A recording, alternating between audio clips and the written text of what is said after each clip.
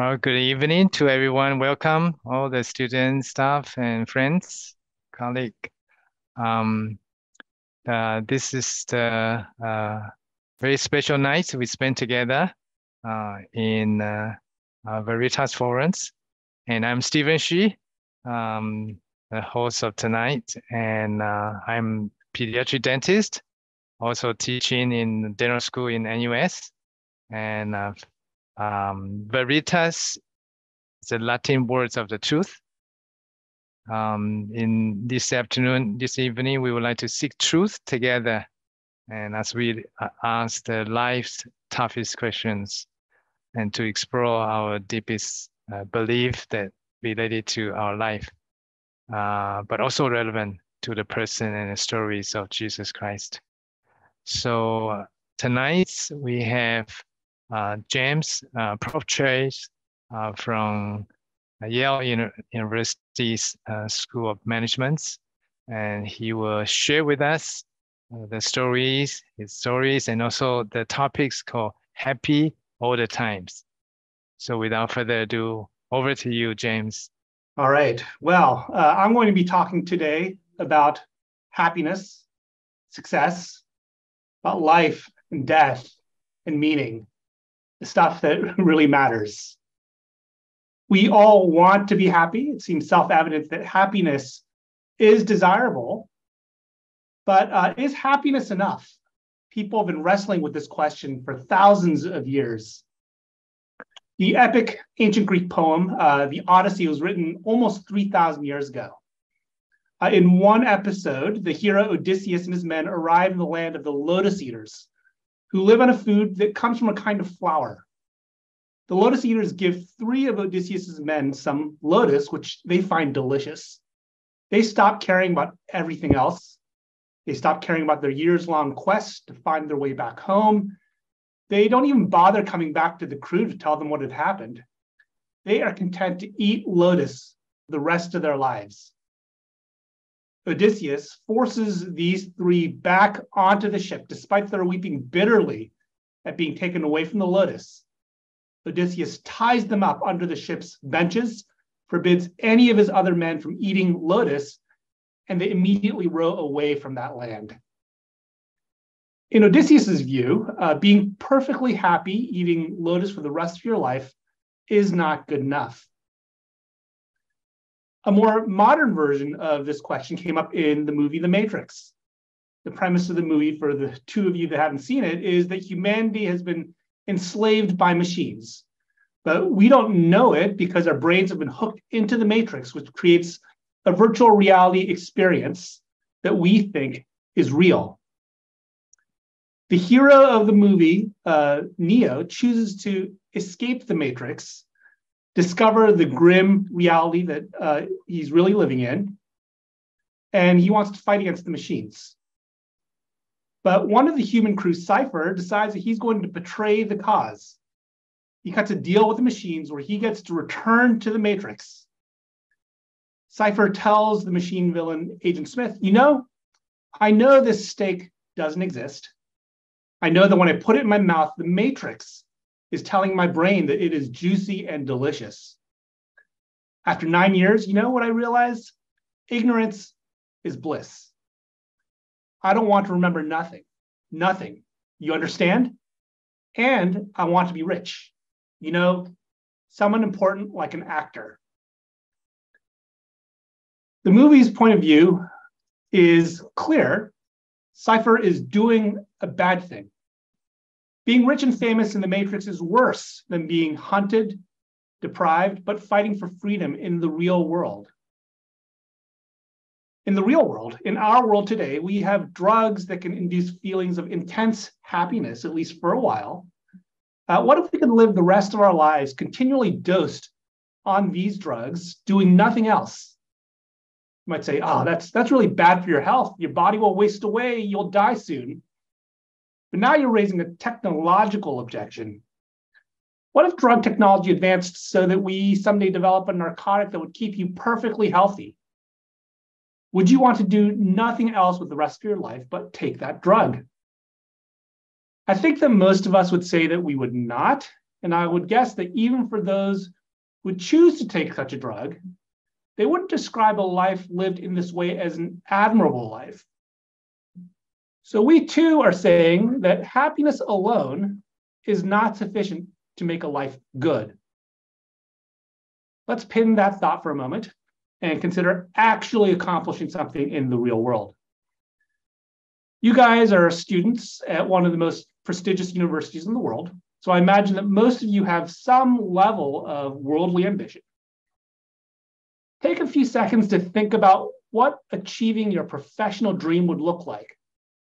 The actual moment where you think, wow, my dreams have come true.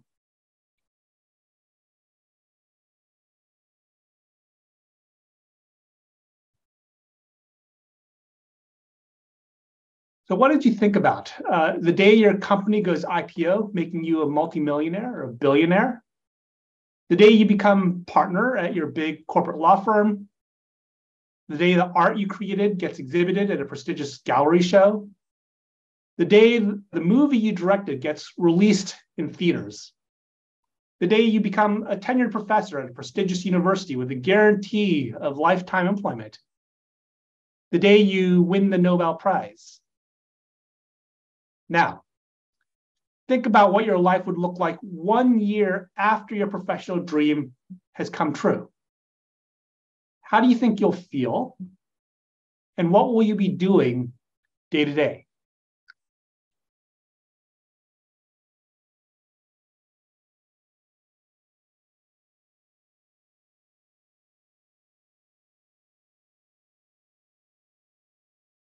Remember when you were admitted to NUS?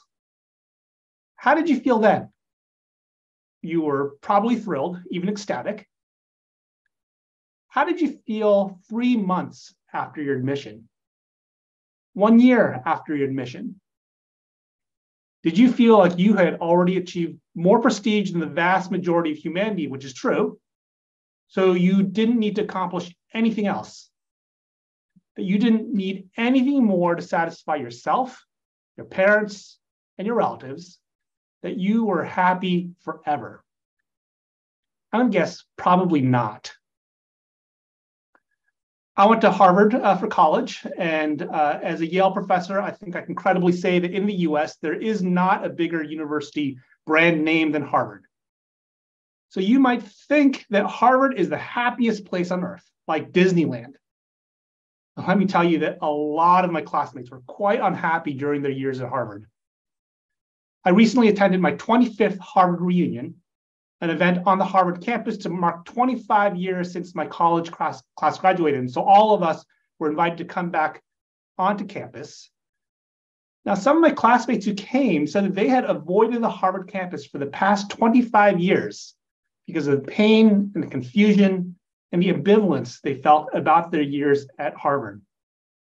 One classmate wrote on Facebook about the reunion, "I plan to return to make peace with this school, this time in my life, this complicated part of my identity, and to finally close the door." Spoiler alert for your life, these accomplishments that are in your future will be satisfying when they happen, but that satisfaction is going to be temporary, just like your reaction to getting into NUS. Harvard psychologist Tal Ben-Shahar has coined the term the arrival fallacy to describe the commonly held illusion that once we attain some goal, we will achieve lasting happiness and fulfillment. Documentary filmmaker A.C. Shilton wrote that when she finished filming her Netflix doc series, The Innocent Man, she sat in her truck and cried. An empty work schedule yawned before me, and I was sure that my most meaningful achievement was in my rearview mirror. Professional basketball player Ray Allen has written that after he won his first championship, as the days wore on, there was a part of me that felt empty. I'd always believed that when you win a championship, you're transported to some new, exalted place. What I realized was that you are the same person you were before. And if you are not content with who you are, a championship or any other accomplishment isn't going to change that. In 2005, I found myself at a dinner party in New York City with Max Levchin, one of the co-founders of PayPal. Just 3 years before that party, Max and his co-founders had sold PayPal to eBay for $1.5 billion. Max told me that night that in the wake of that sale, he found himself mired in depression, feeling worthless and stupid. The depression Max went through after the sale of PayPal has been extensively covered in the press, so I'm not betraying any confidences by telling you this. It's not just the arrival that's disappointing. Paulina Porskova was a supermodel in the 1980s. This is an industry where girls are selected for their exceptional physical beauty. And then what happens? Porskova says, I don't think any 15-year-old girl will turn down the chance to be called beautiful. You don't realize at that point that you are also going to be called ugly. The thing that you are best at, the thing for which you were hired, the thing that provides you a sense of accomplishment and identity and self-worth, that's exactly the thing that is going to be picked over, criticized, and called lacking by the world. Indra Nooyi retired a few years ago from the position of CEO at PepsiCo. She is one of the most distinguished female business leaders in the world, one of the most distinguished alumni of the Yale School of Management, where I teach. This is what one news article had to say about her on the eve of her retirement. PepsiCo investors should be happy. CEO Indra Nooyi is out because the trailblazing executive was a hindrance to the beverage giant's progress. The article notes that Pepsi's stock price gained only 73% over her tenure, far short of S&P 500's 112% rise, and that stock price performance lags even further behind Coca-Cola. How about Nooyi, what Nooyi said about herself in 2014? She said, we plan our lives meticulously so we can be decent parents. But if you ask our daughters, I'm not sure they will say that I've been a good mom. I'm not sure. Nooyi has shared this letter from her then 4-year-old daughter. Dear mom, please, please, please, please, please come home. I love you. I'd love you more if you came home. On her last day at work at Pepsi, Nooyi wrote this on a LinkedIn post. I've been blessed with an amazing career. If I'm being honest, there have been moments I wish I'd spent more time with my children and family. In response to the question of whether working as hard as she did makes her a good role model for women, she responded, probably not. The feeling of disappointment with accomplishment is nothing new. Thousands of years ago, the biblical book of Ecclesiastes was written by a man who was king of Israel. Among the many famous quotes from the book is, "There's nothing new under the sun." The author describes himself as having successfully pursued intellectual accomplishment. He cheered himself with wine. He partied wildly. He undertook great building projects. He became rich. He acquired a harem. He writes, I deny myself nothing my eyes desired. I refused my heart no pleasure. My heart took delight in all my labor, and this was the reward for all my toil. Yet when I surveyed all that my hands had done and what I had toiled to achieve, everything was meaningless, a chasing after the wind. Nothing was gained under the sun. So happiness by itself, not enough for a good life. Accomplishment by itself, not enough for happiness. But is accomplishment by itself enough, at least for a good life, even if it doesn't bring happiness? The author of Ecclesiastes opens his book with his diagnosis of the problem he faces and the problem that we all face. Meaningless, meaningless as the teacher, utterly meaningless. Everything is meaningless. Why is everything meaningless? The author writes this. The wise have eyes in their heads while the fool walks in the darkness. But I came to realize that the same fate overtakes them both. For the wise, like the fool, will not be long remembered. The days have already come, and both have been forgotten. Like the fool, the whys too must die. Imagine that you spend years writing a book. As soon as you're done, somebody walks in to the office and presses a button to delete all copies of the book, electronic or otherwise, that you have been laboring on. How does that make you feel about the effort you put into the book, the meaningfulness of the task? If you had known that this was going to happen, what would that do to your motivation to write the book in the first place?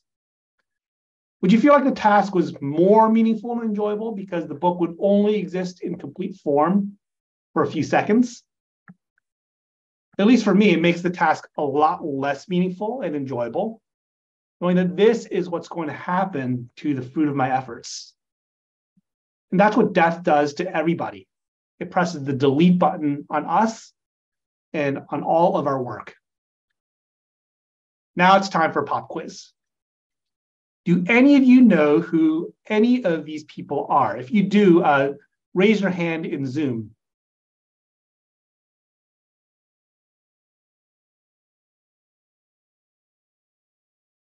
I don't see any raised hands. Let me tell you who these people are. Edward Harriman was one of the richest men in America in the 19th century, a railroad executive who was worth a couple billion in today's dollars when he died in 1909. I had no idea who he was until I found him in Wikipedia.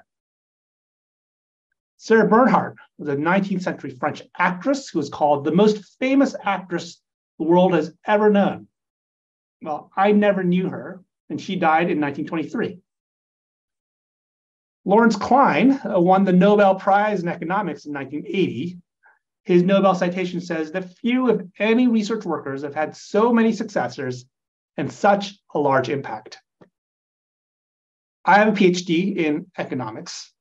I am a professional economist. I never heard of this guy until I went searching on the internet for famous economists I had never heard of. Even after reading his Wikipedia entry, I have only the vaguest sense of what he won the Nobel Prize for. You might object that you don't know these people because none of them are Asian, but I've chosen to ask you about these three people because I've asked hundreds of Yale students over the years whether they recognize these three people, and so far, 0 of them have recognized any of these three. Let's face it, you and your life's work will almost certainly be swiftly forgotten after you die. Look at how obscure these extremely accomplished people who died within the last 100 years are to us now. And 100 years is a tiny blip in the sweep of history. If you think you are going to somehow achieve immortality for yourself through your accomplishments, that's not going to happen. As the author of Ecclesiastes realized, whether you accomplish a lot or little, whether you do good or evil, you will be forgotten, and it will soon be as if you had never lived. I regularly tell my Yale students that the greatest scarcity they will face in their professional lives is not a scarcity of opportunity, but a scarcity of meaning. I believe the same will be true of you. Viktor Frankl was a Jewish psychologist who survived the Holocaust. Man's Search for Meaning is the book he wrote based on the experiences that he had in the Nazi concentration camps. It is cited as one of the 10 most influential books in the United States. In the book, Frankl quotes Nietzsche: "He who has a why to live for can bear with almost any how." If we are to be happy in a good way, not the artificial empty happiness of the lotus eaters, then it's essential for us to know the why of our lives. But, that's not enough either. A sociopath might decide that he lives in order to inflict pain on others, and he obtains great pleasure and happiness from that. We should not judge the sociopath to be happy in a good way, to be leading an admirable life. It's not enough to have a why for your life. It must be a good why. The author of Ecclesiastes opens his book declaring everything to be meaningless. What is his resolution to this problem? The ending of the book goes like this. Now all has been heard. Here is the conclusion of the matter. Fear God and keep his commandments, for this is the duty of all mankind. For God will bring every deed into judgment, including every hidden thing, whether it is good or evil. Your first reaction to this might be, what an odd way to conclude a book about the struggle with meaninglessness. But if you think about it, the conclusion makes perfect sense. If God will eventually bring every deed into judgment, then everything we do matters. Nothing is truly forgotten.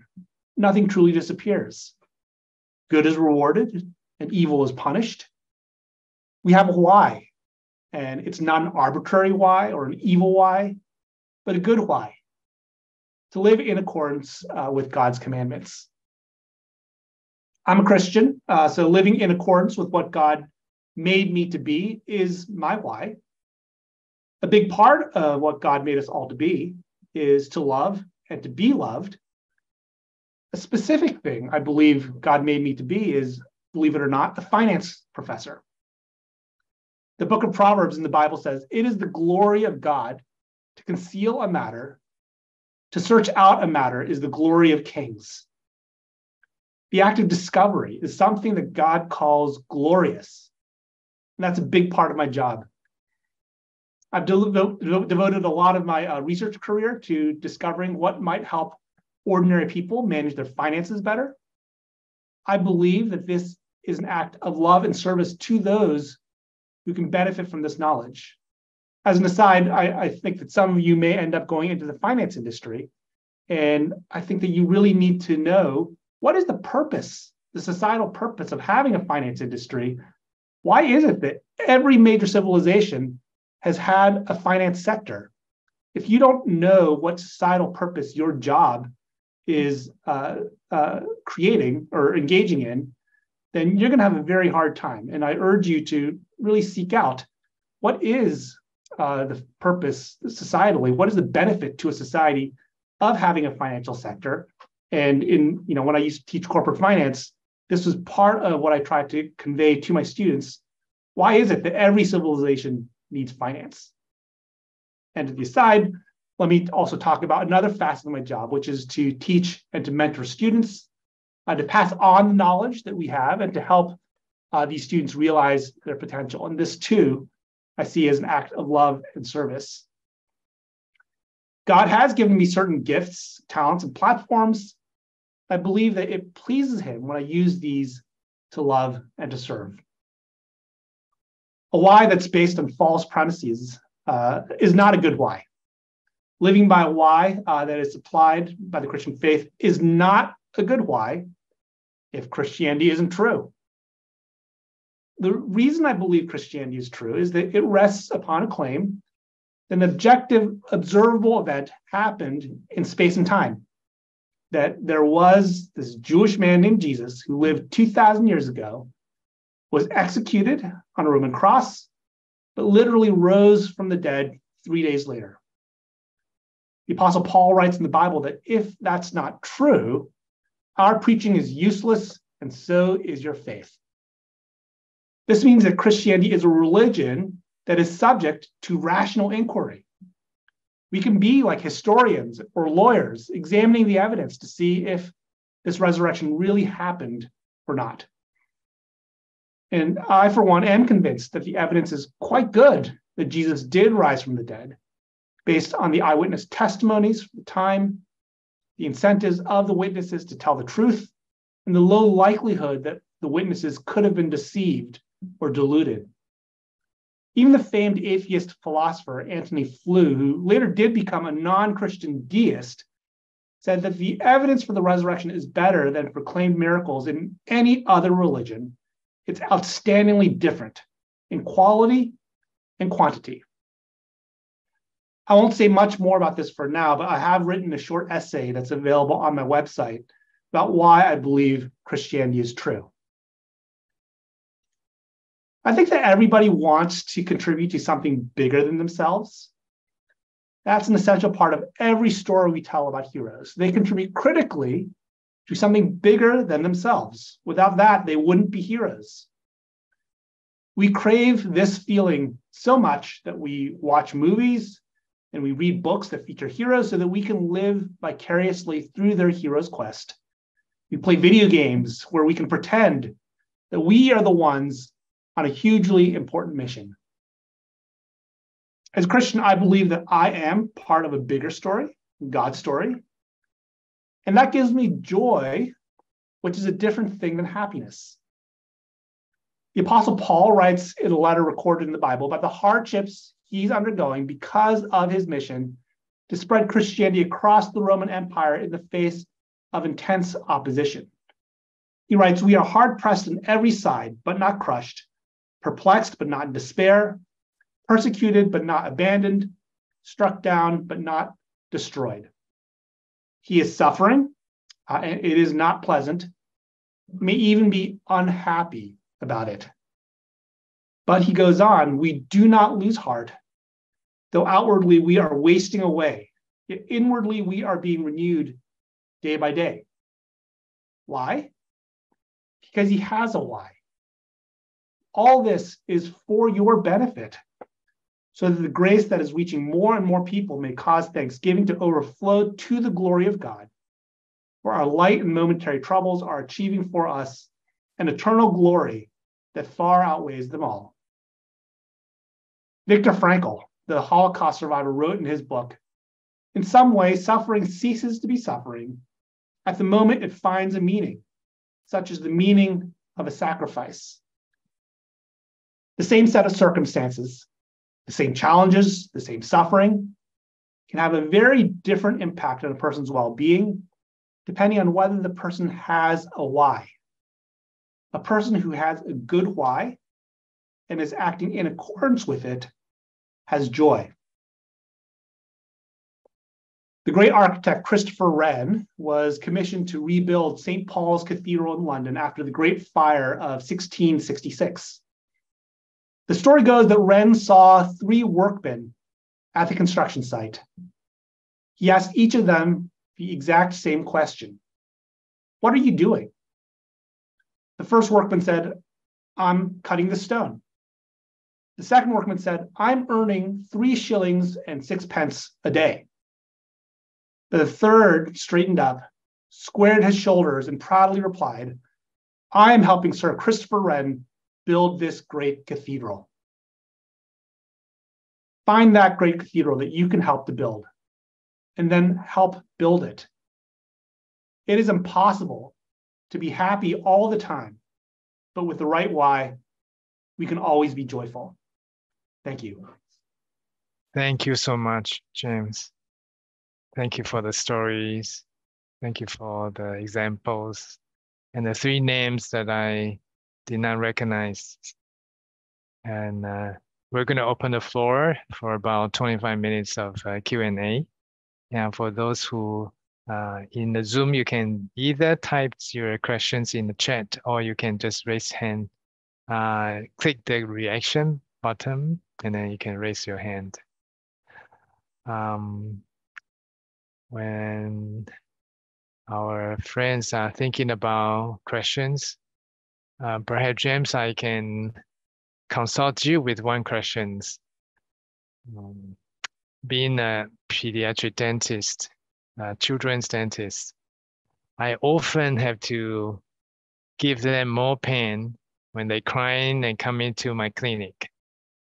And after the drillings or extractions, then I have to routinely tell parents or even the children, next time before you eat ice creams, well, think about the potential harms of it. But it's tough for children, and perhaps it's tough for most of us to be able to see beyond the tangible joy when they see the ice cream. They feel joyful. Would you like to comment on that? The invisible twist.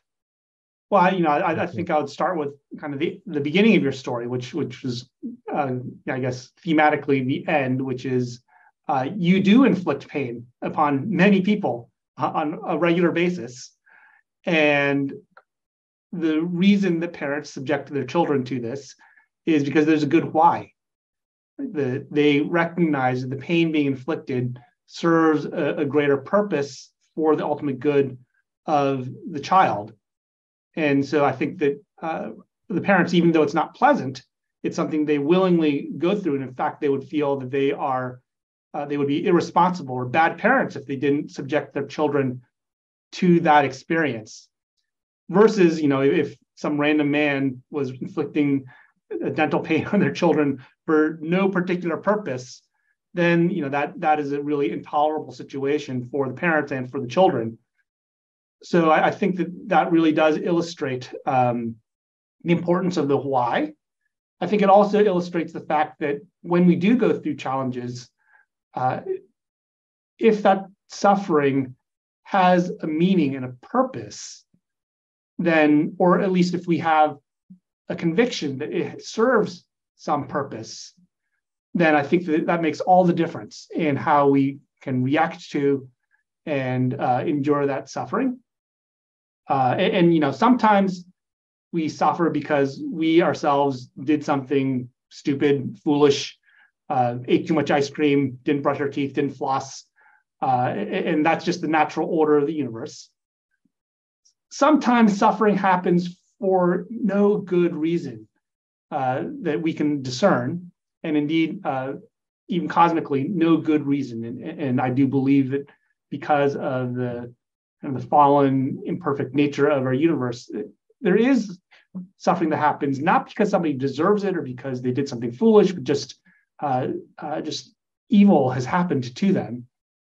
But even in those cases, I think that you can find a meaning in it, because in the midst of that suffering, something is being advanced.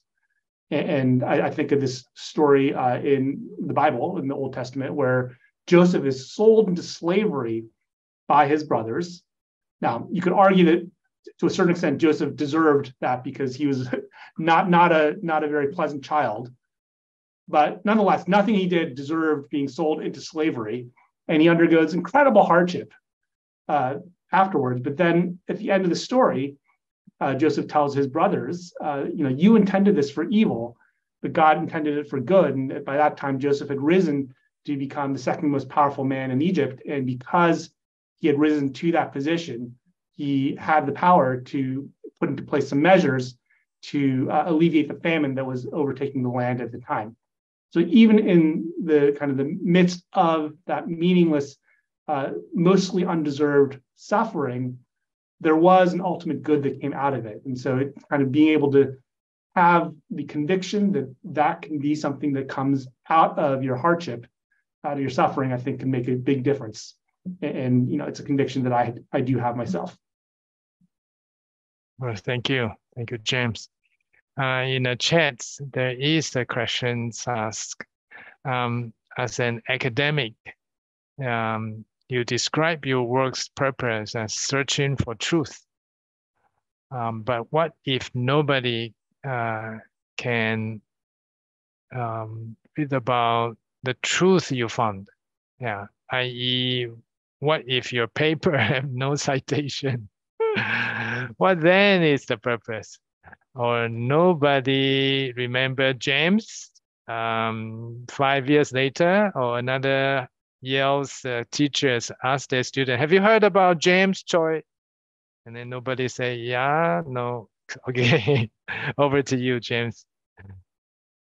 Yeah, so I'm going to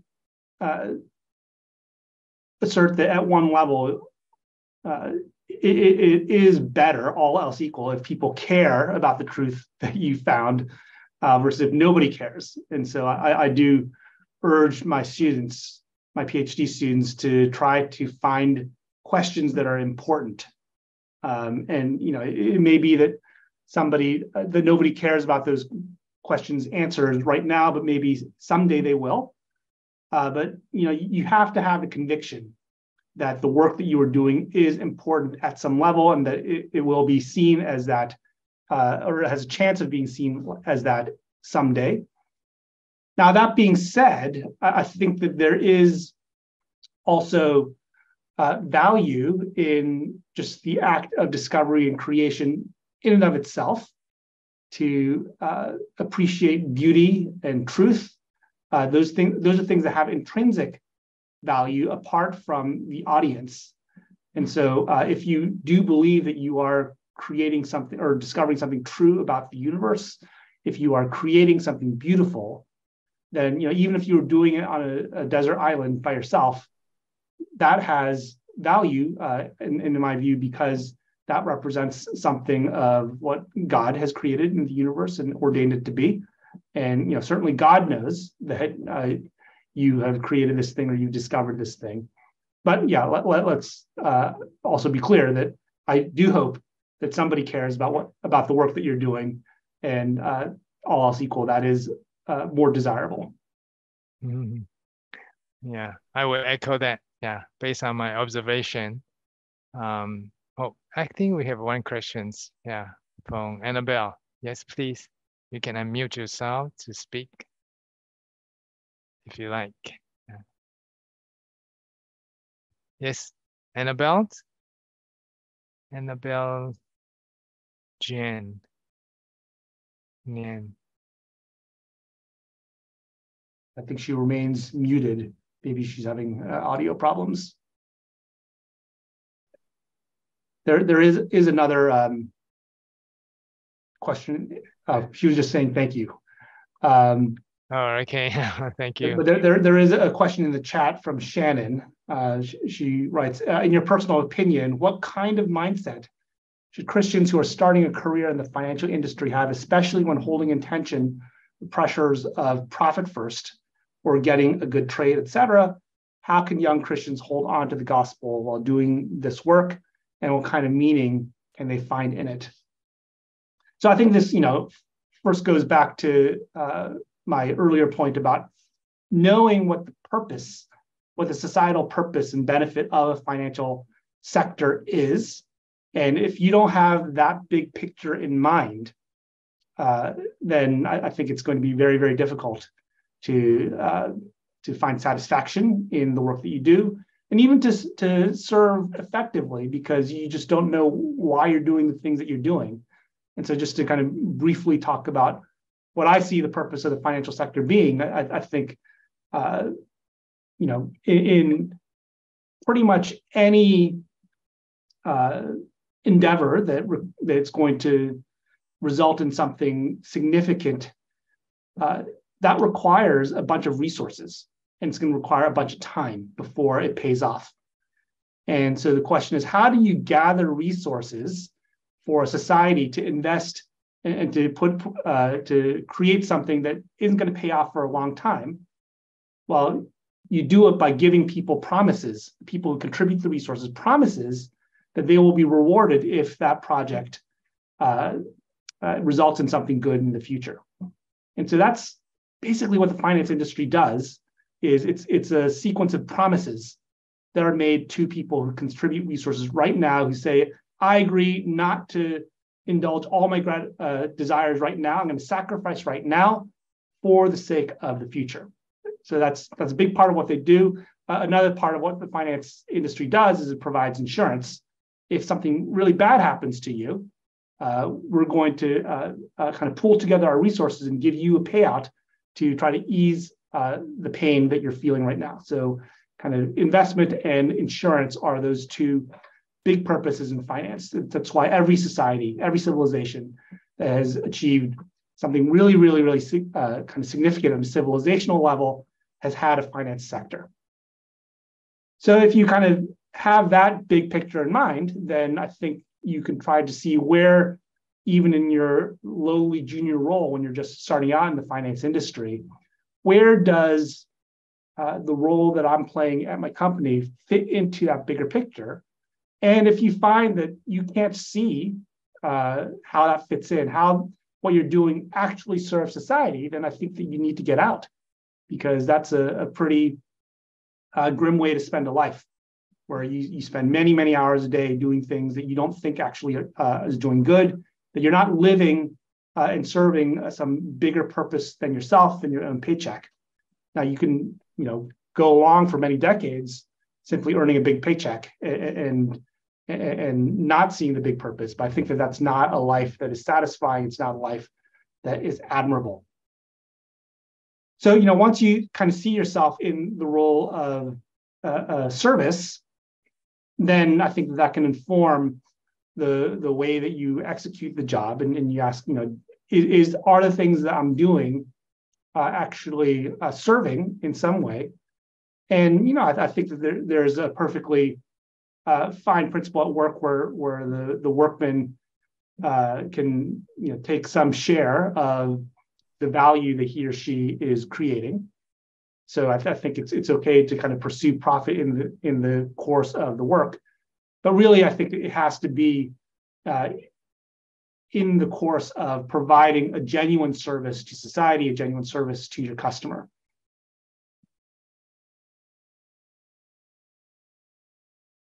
Well, if we type the happiness study, we're going to see a very long 85 years longitudinal human happiness study done by Harvard.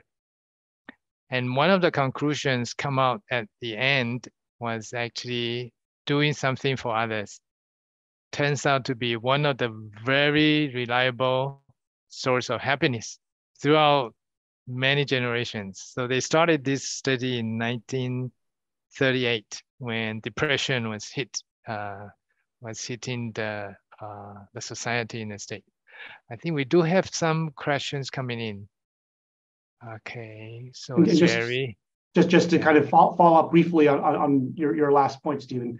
I also, my understanding is that a fairly effective treatment for depression is to actually go out and serve, to volunteer, to help others. And if this were a drug, we would be prescribing it all the time. But it's not a drug. There's no money in it, so we're not actually probably encouraging people who are suffering from unhappiness or depression or other ailments like that to go and serve. And I think it does wonders for one's sense of happiness, purpose, to just be outside of your own head and to be serving others. Yep, it's interesting. It's anti-consumerism. Yeah, from getting to giving. That is going to turn things around. Yeah, as you said, James. So we do have a questions here. Say there are lots of non-Christians who are champion the idea about meaning. Elon Musk persuades people to work hard in Tesla for the purpose of transitioning to sustainable energy. Steve Jobs recruited Pepsi CEO to apply to Apple. Yeah, by his famous questions. Do you want to sell sugar water to kids, or do you want to change the world? My question, this question is, what is the difference between Christian idea of meaning and non-Christian ideas of meaning? Right? It's a good question, James. Yeah, I think that there are a lot of, a whole range of non-Christian ideas of meaning. So it's going to be impossible to address kind of all of them. But I do think that, at least in the society that I'm most familiar with, kind of the Western society, a lot of non-Christian ideas of meaning are actually kind of founded on kind of the Christian worldview, and then it became unmoored from its foundations, but you still kind of retain this kind of basic philosophical foundation, but there's kind of no actual support for that foundation in the absence of the Christian God. So, for example, people might say that finding meaning or work that is meaningful is work that helps advance justice, or that helps the human condition, or something along the lines of some notion of advancing moral goodness. And this notion that all human beings have dignity and worth and are worth helping, that's actually a very Christian notion, because the Romans, for example, there was many classes of residents in their society where they were not considered to be particularly worth helping or trying to make their condition better. And so this notion that everybody has human dignity, this notion of human rights, universal human rights, is a very Christian notion. So I don't question the sincerity of non-Christians who are out there fighting for human rights, trying to help the poor of the world and things like that. But I think ultimately the question is why? Why should we be putting value on every human being's dignity and worth? And if there is no God, if there is kind of no higher reality outside ourselves, then this is just a preference that people have. It's like they prefer chocolate ice cream instead of vanilla ice cream, and that has no particular moral weight. But if there is a God, and if there are these principles that are coming from some higher being than ourselves, then this is actually something that has fundamental meaning in the universe. So I think that there's kind of this foundation of meaning and morality that comes from the Christian worldview that has been ported over into secular Western society. Thank you. We have one more. Annabelle is a master's student in finance, and she is asking how to decode your statements serving bigger purpose than paycheck to paycheck for people who live in from hand to mouth, surviving with a paycheck. How to make sense of that statement, to serve the bigger purpose. Yeah, that's a great question, and I think at one level, at the most basic level, I think that if you are you're working to earn money to support yourself, but also to support a family, there is this notion of service, that you are serving those who are dependent upon you for the food and shelter and clothing. That is a noble purpose, and it's something that I think that we can find satisfaction out of. But beyond that, I think this notion that only certain classes of people can actually find deep meaning in the work, that there only certain classes of people have significance that's being created by their work, I think that's not actually an accurate statement. And so, I have a colleague of mine, Amy Rusnesky, who has done work on what she calls job crafting. And this is actually related to this story about Christopher Wren and St. Paul's Cathedral's construction. So she is a kind of an organizational behavior scholar. And one of the things she did in a very famous study of hers was she went and she interviewed a bunch of janitors in a hospital. So these were people who were tasked with cleaning patient rooms. So, this is not a high prestige, very kind of visible, high paid job. But the really interesting thing that she found was that when she talked to various of these janitors, they had different conceptions of what the work they were doing was. So it's true that many of them just said, my job is to clean the hospital rooms. And that was the beginning and the end of the way that they conceived of their jobs.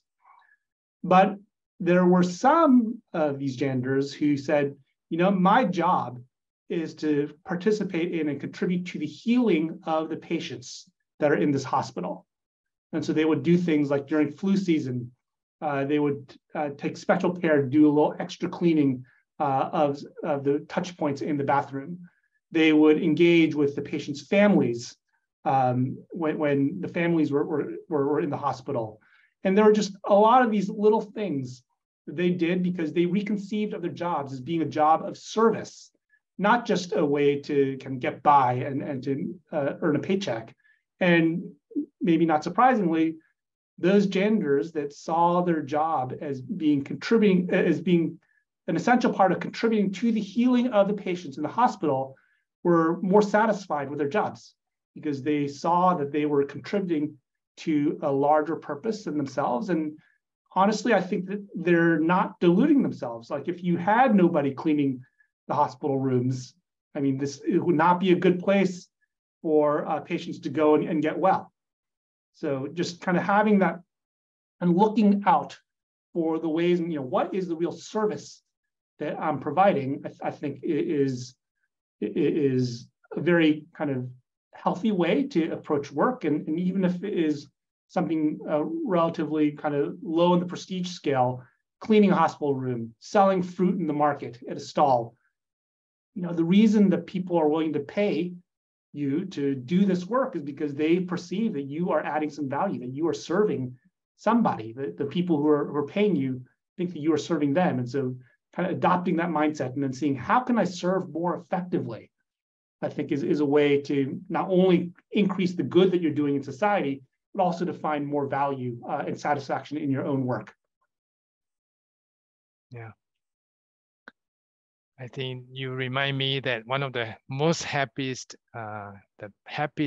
people that I still remember in a hospice, which is serving the end-of-life patients. One of the most joyful person is a lady who told us that he's a janitor, a cleaner. And I still cannot forget the joy that she expressed the day when we visited the hospice. So that is about the why and why we do certain things. We can be having a same paycheck, but with different hearts. Okay, I think we are coming to the end. Please join me once again to thank Prof. James Choi for his time, efforts, wisdoms, and hearts behind this. Thank you very much, James. Thank you. So it was a real pleasure to be with you.